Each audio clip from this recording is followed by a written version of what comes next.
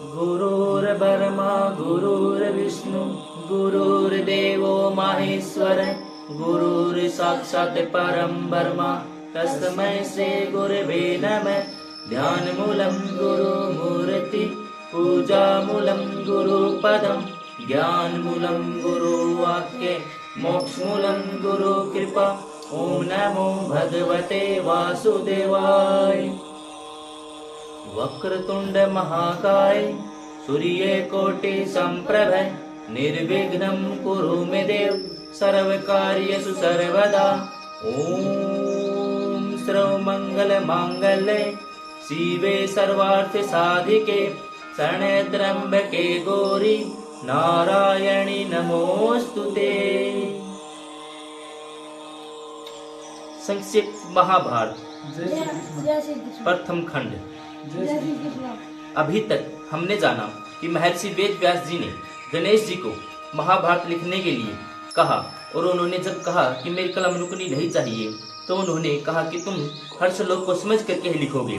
इस प्रकार महर्षि वेद व्यास जी ने महाभारत में कुछ कठोर श्लोकों का निर्माण किया है, क्योंकि जब गणेश जी उनको समझते थे तब तक वेद व्यास जी बहुत से और श्लोकों का निर्माण कर देते थे। और हम आगे पढ़ा हमने कि गुरुदेव की महिमा, गुरुदेव की सेवा हमने पढ़ी, फिर हमने सर्पों के जन्म की कथा, और आज हम पढ़ेंगे समुद्र मंथन और अमृत प्राप्ति की अमृत आदि की प्राप्ति। उग्र सर्वाजी ने कहा, शौनकादि ऋषियों, मेरु नाम का एक पर्वत है। वह इतना चमकीला है कि मानो तेज की राशि हो। उसकी सुनहरी चोटियों की चमक के सामने सूर्य की प्रभा फीकी पड़ जाती है। वे गगन चुंबी चोटियों रत्नों से संचित हैं। उन्हीं में से एक पर देवता लोग इकट्ठे होकर अमृत प्राप्ति के लिए सलाह करने लगे। उनमें भगवान नारायण और ब्रह्मा जी भी थे। भगवान नारायण ने देवताओं से कहा, देवता और असुर मिलकर समुद्र मंथन करें। इस मंथन के फल स्वरूप अमृत की प्राप्ति होगी। देवताओं ने भगवान नारायण के परामर्श से मंदराचल को उखाड़ने की चेष्टा की। वह पर्वत मेघों के समान ऊंची चोटियों से युक्त 11,000 योजन ऊंचा और उतना ही नीचे धंसा हुआ था। जब सब देवता पूरी शक्ति लगाकर भी उसे उखाड़ नहीं सके, तब उन्होंने विष्णु भगवान और ब्रह्मा जी के पास जाकर प्रार्थना की, भगवान आप दोनों हम लोगों के कल्याण के लिए मंदराचल को उखाड़ने का उपाय कीजिए, हमें कल्याणकारी ज्ञान दीजिए।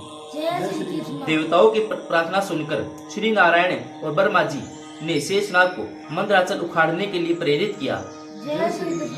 महाबली शेषनाग ने वन और वनवासियों के सहित मंदराचल को उखाड़ लिया। अब मंदराचल के साथ देवगण असुर तट पर पहुँचे। समुद्र से कहा कि हम लोग अमृत प्राप्ति के लिए तुम्हारा जल मथेंगे। समुद्र ने कहा, यदि आप लोग अमृत में मेरा भी हिस्सा रखें तो मैं भी मंदराचल को घुमाने में जो कष्ट होगा वह सह लूंगा। देवताओं और असुरों ने समुद्र की बात स्वीकार करके कच्छप राज से कहा, आप इस पर्वत का आधार बनिए। कच्छप राज ने ठीक है कहकर मंदराचल को अपनी पीठ पर ले लिया। अब देवराज इंद्र यंत्र के द्वारा मंदराचल को घुमाने लगे। इस प्रकार देवताओं और असुरों ने मंदराचल की मदनी और वासुकी नाग की डोरी बनाकर समुद्र मंथन प्रारंभ किया। वासुकी नाग ने मुंह की ओर से असुर और पूंछ की ओर देवता लगे थे। बार बार खींचे जाने के कारण वासुकी नाग के मुख से धुएं और अग्नि ज्वाला के साथ सांस निकलने लगी। वह सांस थोड़ी ही देर में मेघ बन जाती और वह मेघ थके मांदे देवताओं पर जल बरसाने लगता। पर्वत के शिखर से पुष्पों की झड़ी लग गई। महामेघ के समान गंभीर शब्द होने लगा। पहाड़ पर के वृक्ष आपस में टकराकर गिरने लगे। उनकी रगड़ से आग लग गई। इंद्र ने मेघों के द्वारा जल बरसवाकर उन्हें शांत किया। वृक्षों के दूध और औषधियों के रस चूस चूस कर समुद्र में आने लगे। औषधियों के अमृत के समान प्रभावशाली रस और दूध तथा सुवर्णमय मंदराचल की अनेकों दिव्य प्रभाव वाली मणियों से चूने वाले जल के सपर से ही देवता अमृतों को प्राप्त होने लगे। उनके उत्तम रसों के सानिध्य से समुद्र का जल दूध बन गया और दूध से घी बनने लगा। देवताओं ने समुद्र मंथन से थक कर ब्रह्मा जी से कहा, भगवान नारायण के अतिरिक्त सभी देवता और असुर थक गए हैं। समुद्र मथते मथते इतना समय बीत गया, परंतु अब तक अमृत नहीं निकला। ब्रह्मा जी ने भगवान विष्णु से कहा, भगवान आप इन्हें बल दीजिए, आप ही इनके एकमात्र आश्रय हैं। विष्णु भगवान ने कहा, जो लोग इस कार्य में लगे हुए हैं मैं उन्हें बल देता हूँ। सब लोग पूरी शक्ति लगाकर मंदराचल को घुमावे और समुद्र को शुद्ध कर दें। भगवान के इतना कहते ही देवता और असुरों का बल बढ़ गया। वे बड़े वेग से मथने लगे। सारा समुद्र शुद्ध हो उठा। उसमें समुद्र से अगणित किरणों वाला शीतल प्रकाश से युक्त श्वेत वर्ण का चंद्रमा प्रकट हुआ। चंद्रमा के साथ भगवती लक्ष्मी और सुरा देवी निकली। उसमें श्वेत वर्ण का उच्चैश्रवा घोड़ा भी पैदा हुआ। भगवान नारायण के वक्षस्थल पर सुशोभित होने वाली दिव्य किरणों से उज्जवल कौस्तुभ मणि और वांछित फल देने वाला कल्प वृक्ष और कामधेनु भी उसी समय निकले।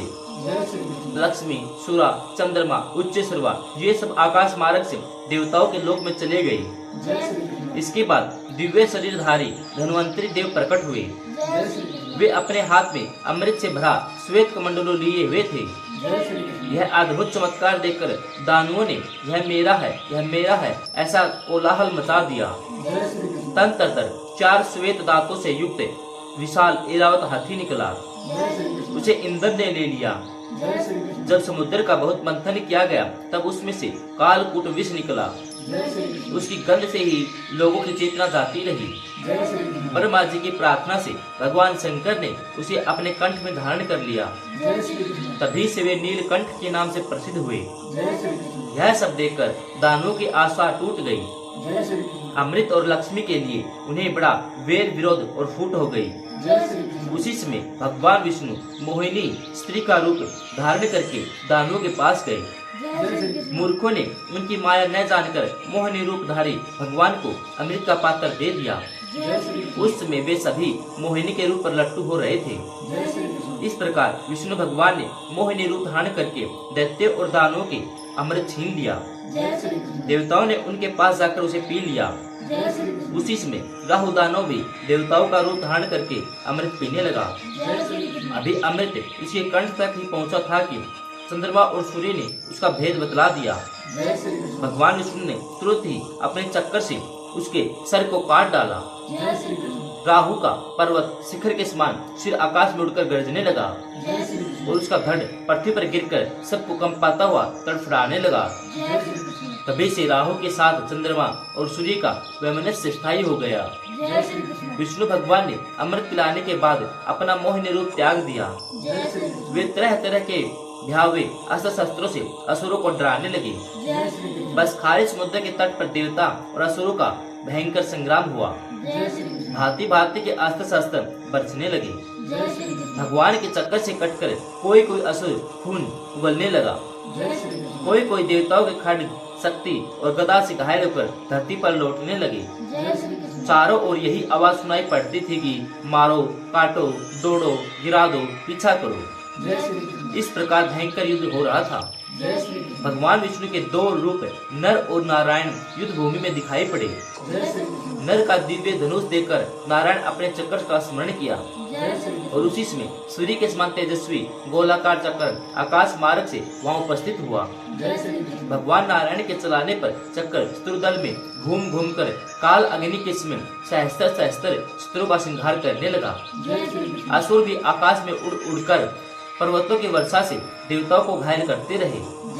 उसमें देव शिरोमणि नर ने बाणों के द्वारा पर्वतों की चोटियों को काट काट कर उन्हें आकाश में छिन्न भिन्न कर दिया। सुदर्शन चक्र घास फूस की तरह दैत्य को मार रहा था। इससे भयभीत होकर असुरगण पृथ्वी और समुद्र में छिप गए। देवताओं की जीत हुई। मंदराचल को सम्मान पूर्वक यथा स्थान पर पहुंचा दिया गया। सभी अपने अपने स्थान पर गए। देवताओं और इंद्र ने बड़े आनंद से सुरक्षित रखने के लिए भगवान नर को अमृत दे दिया। यही समुद्र मंथन की कथा है। जय श्री